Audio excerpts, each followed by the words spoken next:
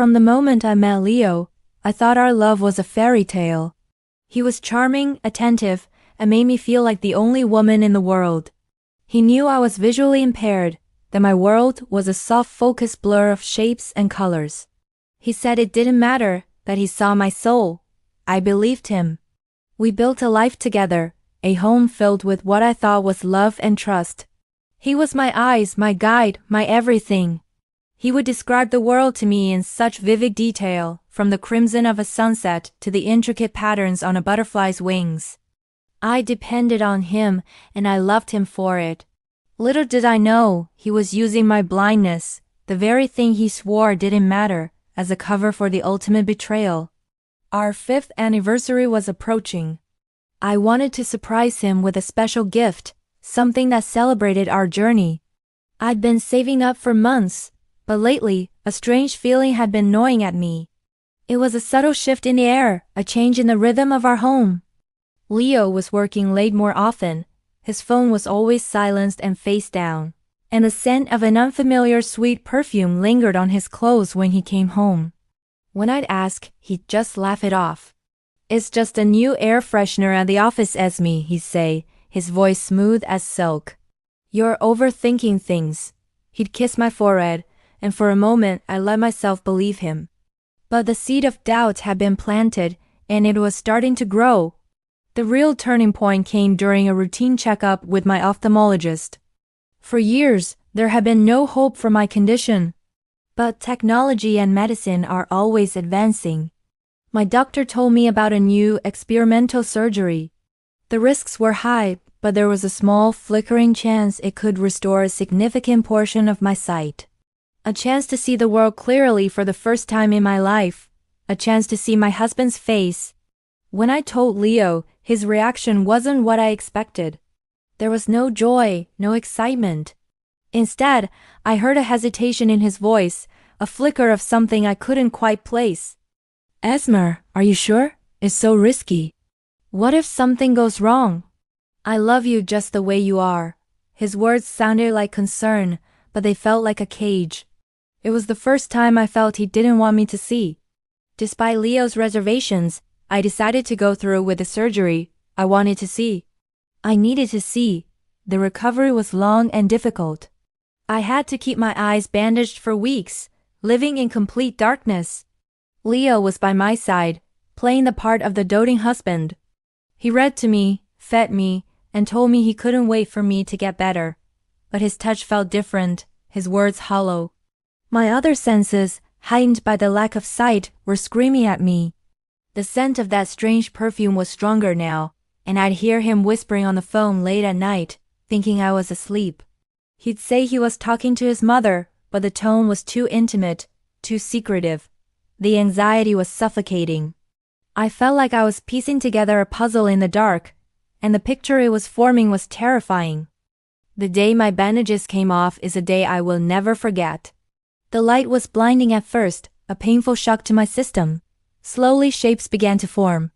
Colors bled into my vision, vibrant and overwhelming. The first thing I saw clearly was my doctor's smiling face. Tears streamed down my cheeks. It had worked. I could see. I spent the next few days relearning the world, looking at everything with the wonder of a child. But I kept my recovery a secret from Leo. My gut feeling, that cold knot of dread, told me I had to. I wanted to see the truth with my own eyes. I went home, my vision still a little blurry but improving by the hour, and pretended the surgery had failed. I stumbled around letting him guide me, my heart pounding with a terrible anticipation. That evening, I told Leo the first was feeling exhausted and was going to bed early. He kissed me goodnight, his lips cool against my skin, and whispered, "Sweet dreams, my love." I lay in bed, my body rigid, my ears straining for every sound. An hour later, I heard the front door creak open and shut. I slipped out of bed, my movements silent. My heart was a drum against my ribs. I crept to the living room window, and for the first time I saw it. I saw my husband Leo walking down our street, and he wasn't alone. A woman with long dark hair was waiting for him under the streetlight. He didn't just greet her. He pulled her into a passionate embrace, his hands tangled in her hair. He kissed her with a ferocity he hadn't shown me in years. The world tilted on its axis. The man who had promised to be my eyes was living a double life right in front of them. The pain was sharp, a physical blow that took my breath away. It wasn't just betrayal. It was a deep, calculated deception. He had used my vulnerability as his shield. I didn't confront him that night. I needed a plan. The anger that replaced my grief was cold and sharp. For the next week, I played the part of the blind, heartbroken wife whose surgery had failed. I let him comfort me, his words of pity like acid in my ears. All the while, I was watching. I saw everything. The secret texts he thought I couldn't read. The way he smiled at his phone, thinking I was oblivious. I learned her name was Clara. I saw him transfer money from our joint account. He was funding his other life with our future. Each lie he told, each secret glance, was another crack in the foundation of our life, and I was documenting it all. I was no longer the fragile, dependent woman he thought he knew. My new sight had given me a strength I never knew I possessed. I was gathering my evidence, waiting for the perfect moment to show him that I could see everything. The day of our anniversary arrived.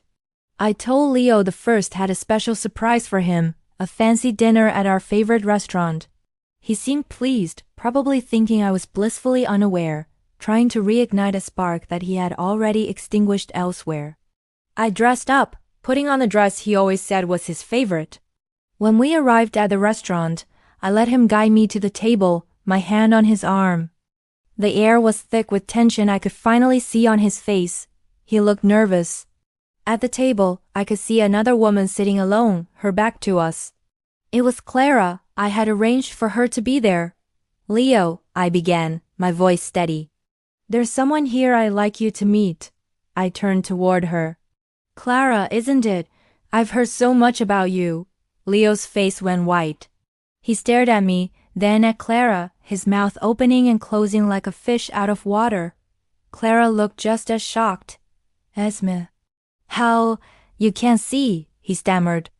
I smiled, a real genuine smile for the first time in weeks.